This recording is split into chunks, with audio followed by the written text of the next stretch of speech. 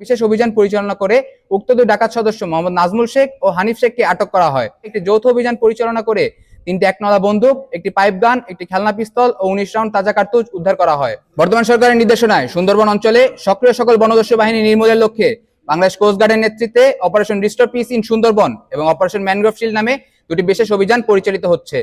এই অভিযানের ধারাবাহিক সফলতা হিসেবে অষ্টমবারের মতো অপারেশন ম্যানগ্রোভ শিল্ডের আওতায় অভিযান পরিচালনা করে নতুন ডাকাত দল গঠনের প্রাক্কালে সুন্দরবনের আত্মসমর্পণকৃত ছোট সুমন বাহিনীর আত্মসমর্পণে অনিচ্ছুক 2 সক্রিয় সদস্যকে অস্ত্র গোলাবারুদ সহ আটক করা হয়।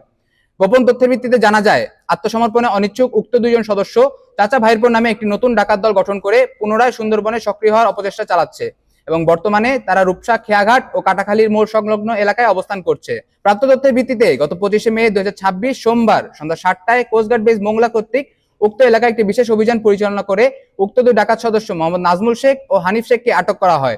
এ সময় তাদের কাছ থেকে ডাকাতির জন্য সদ্য প্রস্তুতকৃত চাচা ভাইরপুর নাম সম্বলিত 500টি কার্ড উদ্ধার করা হয়।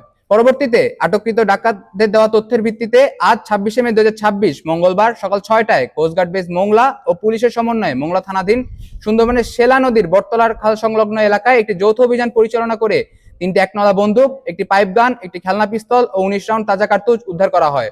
আটককৃত ডাকাত মোহাম্মদ নাজমুল শেখ ও হানিফ শেখ বাগেরহাট জেলার মোংলা থানার বাসিন্দা। তারা দীর্ঘদিন ধরে কুখ্যাত ডাকাত ছোট সুমন বাহিনীর সাথে জড়িত থেকে সুন্দরবন এলাকায় ডাকাতি কার্যক্রম পরিচালনা করে আসছিল। পরবর্তীতে গত 17 মে 2026 ছোট সুমন বাহিনীর আত্মসমর্পণের পরে তারা চাচা ভাইরপুর নামে একটি নতুন ডাকাত দল গঠন করে পুনরায় সুন্দরবনে সক্রিয় হওয়ার অপচেষ্টায় লিপ্ত ছিল। উদ্ধারকৃত অস্ত্র, গোলাবারুদ ও আটককৃত ডাকাতদের পরবর্তী আইনানুগ ব্যবস্থা গ্রহণের কার্যক্রম প্রক্রিয়াধীন রয়েছে। সুন্দরবনকে সম্পূর্ণরূপে দস্যুমুক্ত করতে ডাকাত ও তাদের সহায়তাকারীদের বিরুদ্ধে কোস্টগার্ড ভবিষ্যতে এই ধরনের অভিযান অব্যাহত রাখবে।